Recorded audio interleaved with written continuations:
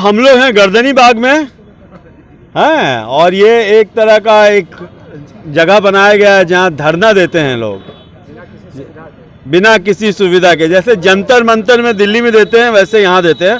और आज है संयुक्त मोर्चा है पटना में। जो आप सफ़र करते हैं तो पब्लिक ट्रांसपोर्टेशन की जगह जो आपको मिलती है वो है ऑटो यानी 3 व्हीलर जिसको टेम्पो बोलते हैं हम लोग, और बैटरी रिक्शा जिसको टोटो भी बोलते हैं हम लोग। क्या है एक्चुअली में बताइए। एक्चुअली में यही है कि सरकार जो है लापरवाह है। उसको जो नागरिक सुविधा बहाल करनी है, ये सिर्फ टेम्पो चालकों की समस्या नहीं है, ये पूरे पटना शहर के वासियों की समस्या है। अगर इसको इस रूप में देखें तो ज़्यादा बेहतर समझ में आएगा कि कहीं भी आपको ऑटो स्टैंड और ई रिक्शा का स्टैंड सरकार ने मुकम्मल तौर पर निर्धारित नहीं किया है, और जो अभी फरमान जारी किया है वो बिना सिर पैर का है, माने उसका कोई तर्क नहीं है। क्या फरमान जारी किया है? अभी मतलब कोई रूट निर्धारित कर दिया कि स्टेशन नहीं आना है तो डाक बंगला क्रॉस नहीं करना है तो गर्दनी बाग से आगे नहीं बढ़ना है। तो सपोज डैट मान लीजिए कि कोई व्यक्ति जो बीमार है इलाज के लिए पीएमसीएच जा रहा है तो डाक बंगला होके नहीं जाएगा। हाँ, वो स्टेशन अगर किसी को ट्रेन पकड़ना हो तो वो नहीं जाएगा। हाँ, आप उसको फाइन कर दीजिएगा 10,000, 15,000, 20,000 जो मनमाना होगा वो कर देंगे। तो ये इस तरह से कोई सरकार चलती है क्या? आप नागरिक सुविधा बहाल करने के लिए, परिवहन सुविधा बहाल करने के लिए सरकारें बहाल होती हैं आम जनता के हित में। आप कर रहे हैं किसके हित में? ये सब कर रहे हैं। बाकी बड़ी गाड़ियां जाएंगी, सब कुछ जाएंगी, लेकिन ये छोटे चालक लोग हैं, इनकी कोई सुनने वाला नहीं है ना। जो मनमानी है इन पर थोप दो। हाँ, इसके पहले एमवीआई एक्ट, इतना हार्ड एमवीआई एक्ट लेकर के चले आए, लेकिन कोई वेलफेयर एक्ट तो लेकर के नहीं आई भारत सरकार। आप कोई नया नया कड़ा कानून थोप रहे हैं लेकिन कल्याण के लिए कुछ नहीं कर रहे हैं। तो आप चाहते हैं कि ये पैर की जूती बने रहें। जिस तरीके से झोपड़पट्टी में उजाड़ा जा रहा है, गरीबों को भगाया जा रहा है, उसी श्रेणी में आपने टेम्पो चालकों को डाल दिया है कि भाई तुमको स्थिर से रहने नहीं देंगे, हमेशा जूते के नोक पर रहना होगा, हमेशा लाठी खाते रहना होगा, हमेशा अपमान सहते रहना होगा, पुलिस की गाली सुनना होगा, ज़्यादा करोगे तो चालान भरना होगा, ज़्यादा करोगे टेम्पो खींच लेंगे, ई रिक्शा खींच लेंगे, बिना कमाई वाले बन जाओगे, आवारा बन जाओगे। आप करना क्या चाहते हैं? 1971-72 में भारत में टेम्पो 3 व्हीलर्स का चलना शुरू हुआ जब बजाज ने अपना 3 व्हीलर लाया जी। और ये योजना बनाई गई थी कि बेरोजगार जो ग्रेजुएट हैं इनके लिए ये काम बहुत पर्याप्त होगा। अब तो भारत में एक ऑटो चालक जो है मुख्यमंत्री भी है, महाराष्ट्र के मुख्यमंत्री जो है ऑटो चालक रहे हैं। जी जी। और हाँ, और भारत में आप किसी भी शहर में जाएं, अहमदाबाद जाएं, पूना जाएं, मुंबई जाएं, दिल्ली जाएं या पटना में घूमें, आप बिना 3 व्हीलर के आपका गुजारा नहीं है। तो कौन कौन से रूट में पटना एडमिनिस्ट्रेशन ने आप पे बैन लगाया है? अब जैसे क्या हाँ जी, क्या है ना कि अभी यह है जो देखिए ऐसा है कि आपने 71 का जिक्र किया। मेरा भी 35 साल हो गया ऑटो चलाते हुए, और आज भी पटना में ऑटो ही लाइफ लाइन है। अगर आपको 112 पे फ़ोन करना हो, कोई इमरजेंसी हो, तो उसको आने में 45 से 1 घंटा लगता है। ऑटो आप जैसे हाथ दीजिएगा वहाँ मिल जाएगा। अब ये जो अभी अपने आप को सुशासन की सरकार कहते हैं और जिनको हम लोगों ने बड़ा इच्छा से बनाया था, आज हमारे डिप्टी सीएम है, हम लोगों ने महावीर मंदिर में पूजा भी किया था ऑटो चालक मिल के, और तमाम ऑटो चालक साथी राष्ट्रीय जनता दल से और लालू जी से बहुत प्यार करते हैं।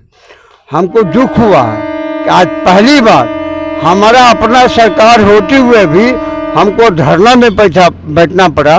और जनहित कैसे करते हैं कि आज हम सबसे बड़ा सोशल वेलफेयर करते हैं, हम सामाजिक कार्य सबसे ज़्यादा करते हैं। कैसे कि अगर किसी को स्कूल जाना हो, कॉलेज जाना हो, परीक्षा जाना हो, स्टेशन से घर जाना हो, 24/7 मेरा सर्विस रहता है।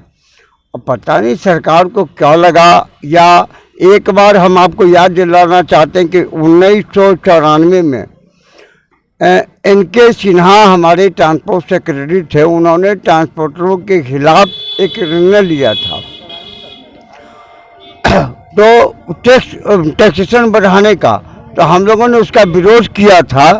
और ऐसा विरोध किया था कि उस समय राबड़ी सरकार हिलने वाली थी, तो लालू जी ने टेम्पू चालकों का सहयोग लिया था कि आप अपना आंदोलन खत्म कीजिए, आपका टैक्सेशन जैसे रहेगा, जैसे था वैसे ही रहेगा। आज हम आपको बताते एक गाड़ी के ऊपर सालाना 12,000 रुपया हमको टैक्स देना पड़ता है, उसके बाद भी हमको गाड़ी चलाने का सुविधा नहीं। तो हमको नहीं लगता कि ये सरकार रहेगी, हम तो रहेंगे और इस सरकार को हटा के रहेंगे। सो मेरा नाम विमल चुन्नी है, मैं चाहूँगा कि आप भी अपना नाम बताएं। मेरा नाम रविंद्र तिवारी है और 94 में जैसे राबड़ी जी सरकार को बदल के नीतीश कुमार का सरकार लाने का काम किया था परिवहन डिपार्टमेंट ने, शायद पुनः उसी कारोबार पे अभी भी वर्तमान सरकार जा रही है। धन्यवाद। तो सर हम लोग चर्चा कर रहे थे कि क्या किस किस जगह पे उन्होंने मतलब बैन लगाया है, क्या क्या बैन है, एक्चुअली क्या क्या विरोध है, आप किन किन चीज़ों पे विरोध है? एक ही विरोध है और वो विरोध है कि परमिट का जो है पहले पटना जिला का परमिट था तो उसको विचलन करके कैंसिल करके रोड बाय रोड परमिट देना चाह रहा है, इसका प्रस्ताव लाया है। अब इससे समस्या क्या होगी कि हमें जो है दानापुर से गांधी मैदान, अब बस उसको फिक्स हो जाना है, उसको गांधी मैदान टू कंकड़बाग, उसको फिक्स हो जाना है, गांधी मैदान टू फुलवारी, बिल्कुल हाँ इसको फिक्स हो जाना है। अब इसमें समस्या क्या है कि रिजर्व सेवा प्रभावित होगी, स्कूल सेवा प्रभावित होगा, उसके बाद सीएनजी रिफिलिंग करवाने के लिए लोग जाएगा, उसमें जो है वो पुलिस का शिकार होगा, गैस भरवाने के लिए जो है एक छोर से दूसरे छोर जाएगा, उसमें पुलिस का शिकार होगा। तो ये पुलिस के हवाले करके जो है ना और नोच चोथ के बर्बाद करने का प्लान बनाया है ये ट्रांसपोर्ट विभाग ने, जो कि कतई जो है युक्ति संगत नहीं है और यही जो है मैंने खिलाफत का मुख्य बिंदु है। और तो जो ये है संयुक्त संघ का अभी सरकार के साथ किसी प्रतिनिधि से बातचीत हुई क्या? लगातार जो है वो प्रस्ताव पर बात कर रहे हैं और एक तरफा बात कर रहे हैं। संगठन के आपत्तियों को दरकिनार करते हुए ये मामला आरटीए बोर्ड में चला गया है। जो परिवहन विभाग है और जो ट्रैफिक विभाग है, ये दोनों मिल के अपना जाम से छुट्टी दिलाने के लिए जनहित के नाम पर ये खेल जो है कर रहे हैं ऑटो चालक के साथ। तो हमारा कहना है कि ओला उबेर जो है उसमें रूट नहीं चाहिए, वो भी तो वकील है। तो कारपोरेट घराने का जो है मान लीजिए गाड़ियों को जो है ये शहर में एक कोने से दूसरे कोने जाने का इजाज़त देंगे और जो है यहाँ के जो आम चालक हैं, यहाँ के आम में जो बासी हैं, उसको शहर की लाइफ लाइन को ये रोड बाय रोड फिक्स करने जा रहे हैं। और इसको जो है मान लीजिए इसमें जो विसंगतियाँ हैं उसका कोई सॉल्यूशन नहीं दिखा रहे हैं। तो यही सब जो है मैंने मुख्य बिंदु है जो जिसका हम लोग विरोध कर रहे हैं और कतई ये जो है हमारे रोजगार के हित में नहीं है और इसका विरोध जारी रहेगा। तो मेरा नाम विमल चुन्नी है, आप इस वक्त बिहार व्यू यूट्यूब चैनल पे हैं। मैं चाहूँगा कि आप भी अपना परिचय बताएं। मेरा नाम नवीन मिश्रा हुआ, उपाध्यक्ष बिहार राज्य ऑटो रिक्शा टेम्पू चालक संघ और संयुक्त मोर्चा के तहत ये आंदोलन चल रहा है। नवीन जी ने तो सब बात बताया है। असल बात यह है कि जिससे सरकार को कोई परेशानी नहीं है, तकलीफ़ नहीं है, फिर ये ऐसा मैंने जो बात बतलाया इन्होंने, ये सब आदेश लाने की क्या वजह है? कोई वजह नहीं नज़र आता है। जिस चीज़ का टेम्पो यूनियन को टेम्पो चालकों को ज़रूरत है और जिससे कोई पब्लिक को कोई इससे डिस्टर्बेंस नहीं है, कोई परेशानी नहीं है, ये जानबूझ करके एक नया शिगुफा छोड़ना, उसमें परेशान करना, तंग करना, तबाह करना, ये सरकार का और एडमिनिस्ट्रेशन का नियति बन गया है। इसका खिलाफत किया जा रहा है। ये जो एक तरह से कहिए कि पुलिस तानाशाही में आपको जीना है ना, पुलिस मॉनिटरिंग में आपको जीना है। तो आप पुलिस मॉनिटरिंग में जिलाने के लिए आपके पास और भी बहुत सारे तरीका हैं। किसी के रोजगार पर हमला करके आप इस तरीके से चाहते हैं, ये तो अच्छी बात नहीं है, ये तो बुरी बात है। तो आपने पटना की जनता से क्या अपील की है? आप हम लोगों ने कहा है कि भाई आप हमारे समर्थन में आइए और ये केवल हमारा मुद्दा नहीं है, केवल टेम्पो चालकों का इशू नहीं है। इससे तो मान लीजिए कि पब्लिक को जिसको एक जगह से दूसरे जगह और अचानक कोई सवारी चाहिए तो कोई टेम्पो चालक नहीं जाएगा स्टेशन। आप रूट निर्धारण कर देंगे कि आपको जाना है जीपीओ तक, तो जीपीओ से आगे तो बढ़ेगा नहीं। किसी को आप कह देंगे कि आपको डकबंगला तक आना है तो डकबंगला से आगे बढ़ेगा नहीं। और कहीं आप स्टैंड नहीं दिए हुए हैं, सबसे बड़ी समस्या ये है। ऐसे ही है मुंबई में क्या, ऐसे ही है पूरे महाराष्ट्र में क्या, हाँ, तो पूरा वहाँ कर जाकर विदेश का छोड़ दीजिए, आप अपने ही देश में महाराष्ट्र का जाकर के आप पूरा ट्रैफिक सिस्टम देख लीजिए, आपसे 10 गुना आला दर्जे का मिलेगा, बेहतर व्यवस्था मिलेगी। तो आप वो क्यों नहीं लागू कर रहे हैं?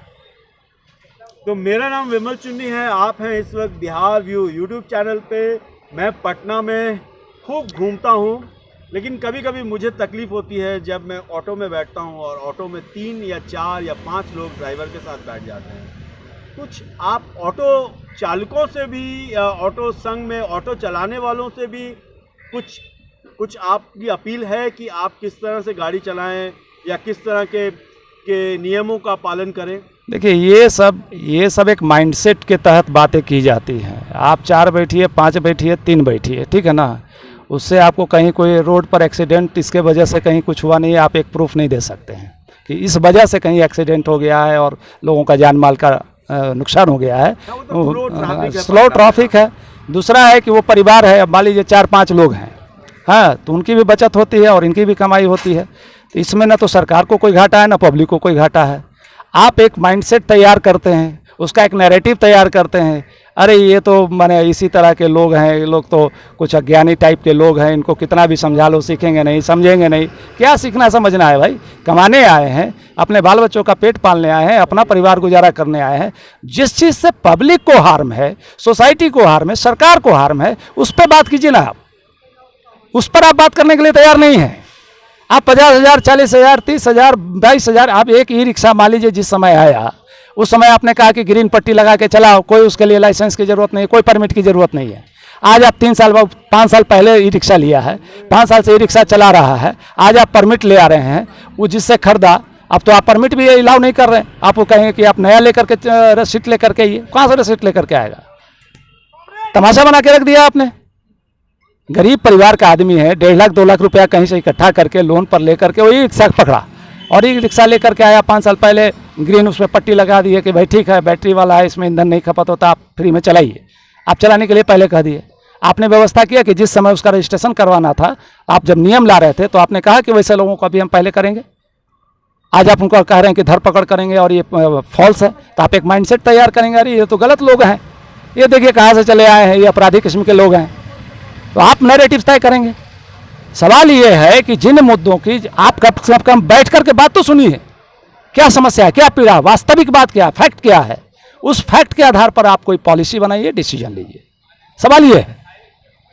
तो धन्यवाद, आज के लिए इतना ही, फिर मिलेंगे हम लोग। मेरा नाम विमल चुन्नी है और आप बिहार व्यू यूट्यूब चैनल पे। मैं चाहूंगा कि आप भी अपना परिचय बता दें। Ranvijay Kumar, trade union AICCTU act 2 के बिहार सचिव हैं और इस आंदोलन से जुड़े हुए हैं पुराने समय से जी। गाड़ी जिस वक्त हमने लॉन्च लिया किस्त पे गाड़ी, तो बगैर रजिस्ट्रेशन का तो गाड़ी निकलती नहीं है। गाड़ी चुप रहना रे।